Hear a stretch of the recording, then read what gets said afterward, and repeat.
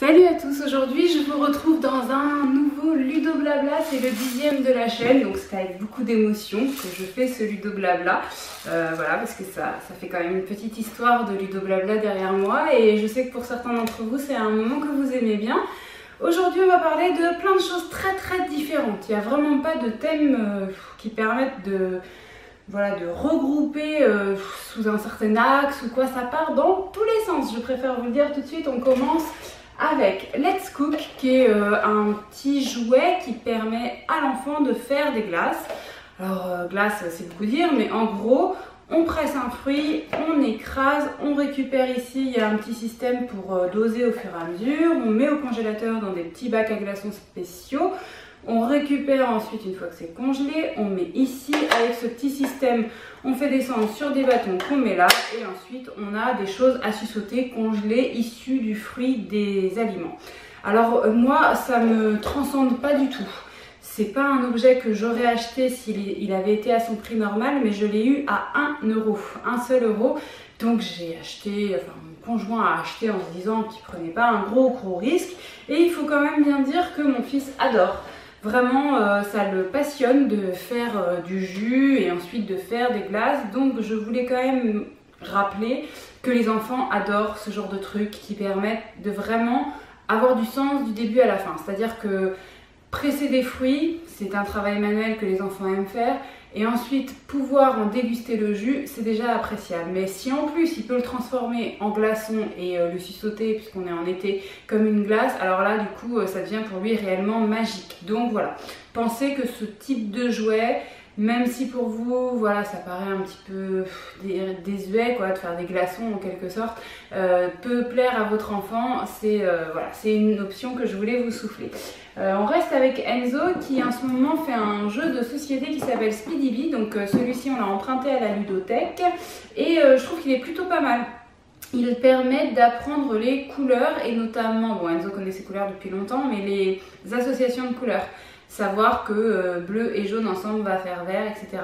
Toutes ces associations-là permettent d'être meilleurs au jeu, donc c'est très encourageant de les connaître et on les apprend de manière assez ludique. Il est conseillé à partir de 5 ans, Enzo à 4 ans et demi, ça passe. Voilà. Donc pourquoi pas en emprunt, je déconseille en achat parce que c'est un jeu qui doit avoir sans doute une durée de vie d'intérêt pour l'enfant qui est assez courte, mais voilà, c'est assez sympa. C'est un jeu de rapidité, c'est un jeu de compétition, donc je le précise pour ceux que ça dérangerait. Enzo aussi est toujours à fond sur les cordes à sauter. Je ne sais plus si je vous l'avais dit, je crois pas. On avait vu des démonstrations de ce qu'on appelle du double dutch. Je vais essayer de vous mettre un lien vers une vidéo qui montrera ce que c'est pour ceux qui ne connaissent pas. Et du coup, ça lui a inspiré l'envie de faire de la corde à sauter. Donc je voulais juste vous faire un petit aparté sur ça. C'est que mon conjoint, toujours à 1 euro, a eu cette corde à sauter. Et franchement, elle en vaut pas plus parce que c'est du plastique. Donc si vous êtes amené à acheter une corde à sauter, prenez peut-être des poignées en bois et une corde en corde. Parce que la corde en plastique, vous voyez, ça se met pas terrible en fait. Et puis du coup, bah, c'est difficile à déplier, à faire tourner comme on veut, etc. Donc voilà, ça fait l'affaire pour Jonas qui aime bien essayer de s'amuser à faire quelque chose qui ressemble à de la corde à sauter mais qui en reste très loin. Hein. Jonas, mon deuxième enfant qui a 21 mois. Et pour Enzo, c'est un petit peu dommage parce que je pense qu'il serait capable d'en faire mieux s'il avait une corde de meilleure qualité. On reste dans le moteur de trucs achetés à vraiment pas cher. Je sais plus à combien j'ai eu ça, 2-3 euros, c'était vraiment pas cher. C'était un Diabolo. Pourquoi je l'ai acheté? Parce qu'en fait, on a vu un spectacle avec un gars qui faisait du Diabolo et je me suis dit ça va vraiment plaire à Enzo, c'est sûr d'essayer. Et je pensais vraiment pas qu'il y arriverait. Et puis en fait si, il est capable tout à fait de faire le geste. Donc voilà, si votre enfant, si vous avez un plus grand qui a comme ça, un peu plus de 3 ans, 4 ans, quelque chose comme ça, vous pouvez toujours lui acheter un Diabolo. C'est pas si compliqué à faire, le geste de base, hein, le geste de base c'est juste voilà, faire tourner comme ça. Après, dès que ça devient un petit peu des figures, des sauts, forcément c'est un peu plus balèze. Mais vu qu'il avait, je pense que c'est toujours ça, hein, il avait envie, il avait vu un spectacle de quelqu'un qui en faisait, donc dans sa tête il y avait les images. Il faisait quelque chose qui ressemblait au gars, il avait l'impression lui-même de faire un spectacle. D'ailleurs, il nous disait « Asseyez-vous, je vais faire un spectacle de Diabolo ». Donc ça marchait plutôt pas mal parce qu'il y avait la motivation. Si votre enfant n'a jamais vu personne faire de Diabolo et ne comprend pas ce que c'est que cet objet que vous ramenez là, il est possible que ça l'inspire pas du tout, c'est bien normal. Voilà pour Enzo et on finira après, ah oui si je voulais quand même vous parler puzzle pour Enzo. On finira après la vidéo avec des bouquins. Les bouquins, je les garde pour la fin.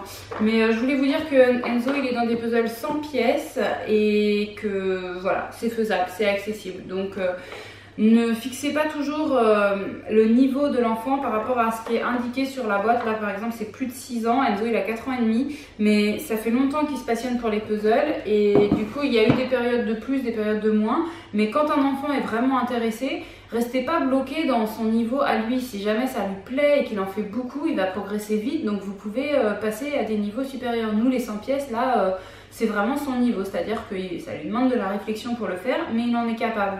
Et voilà, quand il va être vraiment très à l'aise avec les puzzles 100 pièces, on va augmenter le niveau quel que soit son âge. Je reste dans les puzzles du coup, pour parler de Jonas maintenant. Qu'est-ce qu'il fait Jonas en puzzle? Il est, ça y est, dans les formes à emboîter, vraiment qui peuvent être très... Donc Jonas a 21 mois, pour ceux qui n'auraient pas suivi, si je ne l'ai pas déjà dit, je ne sais plus.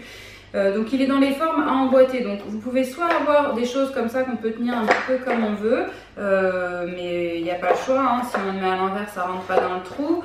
Il y a certains enfants qui peuvent être gênés par ce système de puzzle où l'animal ne rentre pas en entier dans le trou. Ils peuvent essayer d'appuyer pour que ça rentre en entier, ça dépend de comment votre enfant perçoit l'ordre. Ça peut lui paraître désordonné que l'animal sorte, donc parfois c'est mieux que le puzzle rentre en entier dans le trou. Par contre, forcément, il y a des prises à saisir pour l'enfant qui sont de plus en plus complexes. Les grosses prises, parfois un petit peu comme des boutons, c'est assez facile. Et puis quand on arrive à des prises comme ça, c'est un petit peu plus fin. Souvent, on prend qu'avec 2 doigts, donc c'est un petit peu plus tard. Voilà. Et puis après, au niveau des formes, il y en a certaines qui sont plus faciles et d'autres qui sont plus dures. Pareil au niveau du dessin du puzzle, quand la forme est un petit peu cachée dans un dessin, c'est plus difficile au niveau de la discrimination visuelle de l'enfant de retrouver à quel endroit précisément il doit y aller. Donc je ne suis pas encore dans des discriminations très compliquées, vous voyez, c'est très simple. Mais par contre, je suis dans des prises un petit peu plus fines. Les discriminations plus compliquées, je les proposerai après. En tout cas, pour l'instant, ça lui convient puisque ça lui demande un tout petit ajustement, un petit peu de réflexion, mais il y arrive. Voilà, donc voilà, pour que vous puissiez situer un petit peu ce que vous pouvez proposer à votre enfant, je voulais vous les montrer. Et puis, il y a un jeu que j'ai pris à la ludothèque qui est Créadoudou, que j'ai pris surtout pour Jonas parce que je me suis dit que ça allait l'amuser et en fait pas du tout. Donc je voulais vous le montrer quand même, mais chez nous ça marche pas trop. Donc c'est une planche comme ça et puis on propose éventuellement avec des cartes de retrouver ce qui correspond. Alors je vais sortir des trucs peut-être qui vont pas aller parce que j'ai pas tout bien étalé, mais en gros il y a des blocs qui correspondent au dessin de la carte qu'on doit replacer dessus. Et en fait je me suis dit que ça serait un jeu que mes enfants pourraient faire ensemble, c'est-à-dire que Enzo regarderait la carte, proposerait à Jonas de placer telle chose à tel endroit et que Jonas serait content juste de poser. Sauf que Jonas n'est pas content juste de poser, il veut faire tout seul, mais comme il est incapable de lire la carte, c'est à partir de 2 ans normalement, il est incapable de lire la carte correctement et de répéter un modèle, donc du coup ça finit en n'importe quoi et il trouve pas le sens à ce jeu. Enzo quant à lui c'est trop facile s'il le fait seul, donc je l'avais pris pour accompagner son frère, mais en fait ça fonctionne pas parce que Jonas a pas envie d'être accompagné. Voilà, Créadoudou chez nous ne marche pas encore, peut-être que ça marchera plus tard, je sais pas, pour l'instant ça marche pas, donc on va le ramener à la ludothèque. Ce qui marche énormément avec Jonas, je vous l'ai déjà dit, ce sont les animaux aimantés, hein, ça je vous en ai déjà parlé. Et du coup je voulais juste vous dire que animal aimanté tel que je vous l'ai présenté là ne veut pas dire que tous les aimants marchent. Par exemple, on a emprunté ce qui s'appelle Grippies Links. Donc ce sont des pièces magnétiques qui permettent normalement de faire une construction. Pardon. Par exemple, donc voilà, vous avez ça, tac, vous accrochez ça, tac, vous accrochez ça, tac, vous accrochez ça, je sais plus comment, voilà, comme ça, enfin bref, vous pouvez construire des trucs. Et en fait, ça ne fait pas sens pour Jonas parce qu'en fait, voilà, quand il voit ça, ça lui inspire rien du tout. Il n'est pas encore vraiment dans la construction, vous savez, je prends... il est dans l'empilement, donc si jamais il prend des blocs de construction, il va les empiler, mais il n'est pas dans la construction de je fais une maison en laissant un espace pour la porte, etc. comme Enzo est par exemple. Si Enzo prend plein de blocs, il est capable d'imaginer quelque chose. Et pour un enfant qui serait capable d'imaginer quelque chose, et bien le problème c'est qu'avec cette boîte, il n'y a pas suffisamment d'éléments pour imaginer quelque chose à la hauteur de ce que l'enfant serait capable d'imaginer. Donc si on a des choses comme ça, il faut en avoir beaucoup. Et c'est quelque chose que je vous avais déjà dit, je sais plus si vous vous rappelez, mais avec les Smart Max, c'est pareil. C'est-à-dire que les Smart Max, c'est rigolo pour expérimenter l'aimant. C'est-à-dire que le fait que voilà, deux objets peuvent comme ça aller l'un vers l'autre ou se repousser, c'est intéressant pour ça. Mais si on veut vraiment faire de la construction, il faut en avoir beaucoup. Chose qui n'est pas valable pour ces animaux aimantés, puisqu'il n'y a que 4 pièces. Et d'ailleurs, depuis la dernière vidéo que je vous ai fait, sachant qu'en plus je publie pas forcément mes vidéos à la date où je les tourne, etc. Il y a parfois des délais. Mais en tout cas, à ce jour, Jonas construit bien les animaux vraiment dans le bon sens en respectant la queue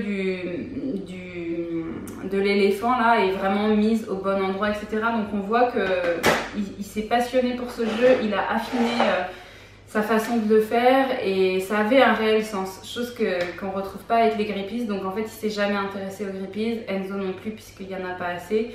On va le rendre à la ludothèque. Voilà, dernière chose dont je voulais vous parler, je crois pas l'avoir déjà présenté sur la chaîne mais je vous l'ai déjà présenté sur Instagram, sont ces petits aliments qui sont découpables en deux. Donc ça c'est de la marque Plum Toys. Il y a un petit couteau en bois qui est fourni avec et il y a un scratch au milieu. Ça permet que l'enfant s'entraîne à découper. Je vous avais mis une vidéo sur Insta où je vous montrais Jonas très intéressé par ça. Sachez qu'à ce jour, il l'est encore. Vraiment, il veut couper, hein, même quand je coupe une tomate ou quoi, il veut participer. Mais quand je peux pas, toutefois, je fais parfois des choses où je peux pas trop le laisser faire parce que je suis avec un couteau un peu dangereux ou quoi, ça me permet de lui proposer quand même une alternative. Ça marche très très bien. Donc comme c'est quelque chose vraiment que je recommande, je me disais que voilà, même si je vous en ai déjà parlé, je peux toujours vous en reparler, ça reste intéressant. On a fini pour tout ce qui est jeu, je regarde partout autour de moi, voilà, on a fini pour tout ce qui est jeu, donc je passe au livre et j'en ai pas mal. J'en ai pas mal mais je vais faire vite. Déjà je voulais vous dire qu'Enzo adore s'informer, déjà sur la géographie, vous le savez, donc je lui ai trouvé un petit atlas, vous savez c'est des trucs un peu vieillots mais ça c'est à moi, un petit atlas avec des cartes, il a adoré, donc ne jetez pas ces vieux machins, ça marche pour les enfants. On a pris à la médiathèque un bouquin qui fait une foire aux questions sur les animaux, pareil, il a adoré. Et puis on a pris des trucs de chantier, de tracteurs. D'ailleurs, moi j'ai appris pour les tracteurs, chantier ça le passionne. Hein. Vous savez qu'il est dans les constructions en ce moment de maisons en bois, etc. Donc du coup, chantier ça l'a passionné.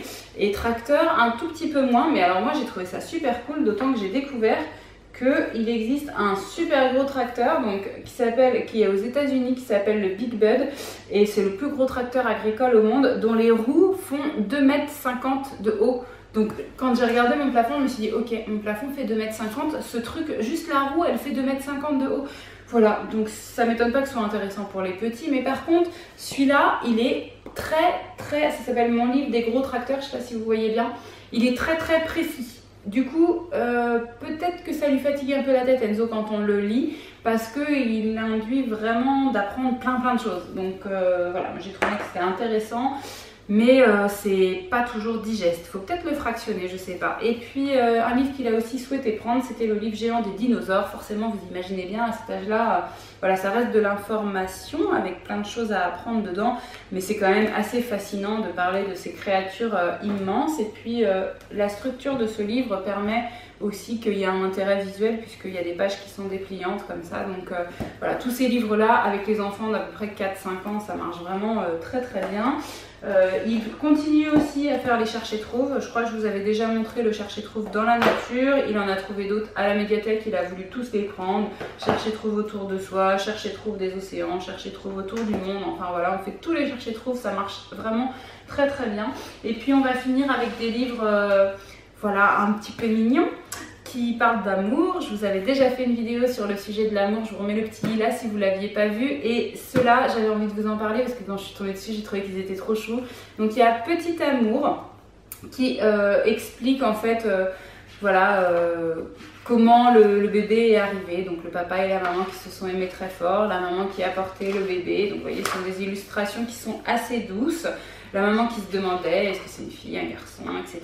Et puis après, la maman qui vit avec son bébé, qui a envie de s'occuper de lui toute sa vie, de jouer avec lui, etc. Qu'il l'aime, enfin voilà. Ça parle d'amour, c'est très simple, c'est très mignon, les dessins sont jolis. Donc voilà, Petit Amour, je le recommande. Je recommande aussi un petit bout de toi qui m'a fait penser au livre dont je vous avais déjà parlé qui s'appelait Mon amour d'Astrid Desbordes avec le petit Archibald, et je vous avais dit que ce livre me dérangeait parce que même si ça parlait d'amour inconditionnel, ce qui est assez beau, ça suggérait que l'enfant pouvait faire un peu n'importe quoi. J'ai trouvé que dans Un petit bout de toi, on n'avait pas ce problème, on avait vraiment de l'amour inconditionnel quand même, mais de façon plus simple, moins compliquée, plus accessible, avec quand même des illustrations qui sont assez mignonnes. Donc voilà, je vous donne juste un exemple de ce qui se dit dans ce livre et ça va peut-être faire écho chez vous si vous connaissez le livre dont je parle, d'Astrid Desbordes. J'aime tes acrobaties, tes grimaces et tes petits bobos. Puis voilà, sur chaque page, on a comme ça, j'aime ci, j'aime ça. Donc ça parle un petit peu de toutes les facettes de l'enfant, mais d'une manière qui m'a paru plus légère et donc plus accessible. Voilà, donc c'est un petit coup de cœur quand même. Et puis celui-ci s'appelle tout simplement Je t'aime, donc il parle toujours d'amour et il en parle de manière assez poétique. Alors je vous ai déjà dit que la poésie ça marchait pas toujours très bien chez les enfants, mais je l'aime bien quand même parce que les dessins sont jolis, le texte est joli et puis assez simple. Après c'est sûr que ça fait des métaphores, telle que là, celle-ci, où le bébé qui dort demande au buffle qu'est-ce qu'aimer. Le buffle lui répond « Aimer, c'est comme la pluie qui nourrit la terre ». En fait, ce qui ne me dérange pas dans cette poésie-là, c'est que là, on cherche à parler d'amour et je pense que l'enfant le sent bien, même s'il ne comprend pas tout ça. Donc je pense que l'amour peut être une base pour aborder la poésie, puisqu'on ne cherche pas à faire passer un message réel dans le sens chérie je vais t'apprendre comment t'habiller en parlant de l'habillage dans un livre où on va parler de la propreté, comme j'ai pu parler dernièrement des livres qui abordaient le sujet de la propreté où je trouvais que la poésie n'était pas adaptée, n'avait pas sa place, etc. Mais là dans un livre qui parle d'amour, moi ça me va. Bon, ça reste mon point de vue. Si vous connaissez ces livres, j'attends votre point de vue en commentaire, ça m'intéresse toujours. Et si vous connaissez d'autres livres qui parlent d'amour, et ben n'hésitez pas parce que ça reste toujours, à mon avis, intéressant d'aborder ces livres, quel que soit l'âge de votre enfant. C'est toujours assez plaisant, même pour nous, enfin en tout cas pour moi. Voilà, donc j'espère que ça vous donnera envie de le faire, que ça vous éclaire encore sur des nouveaux produits que peut-être vous connaissiez pas ou sur lesquels vous aviez des questions. S'il y a d'autres questions, en commentaire vous les posez. Moi c'est toujours avec plaisir que j'y réponds. Et puis je vous retrouve la semaine prochaine dans une prochaine vidéo.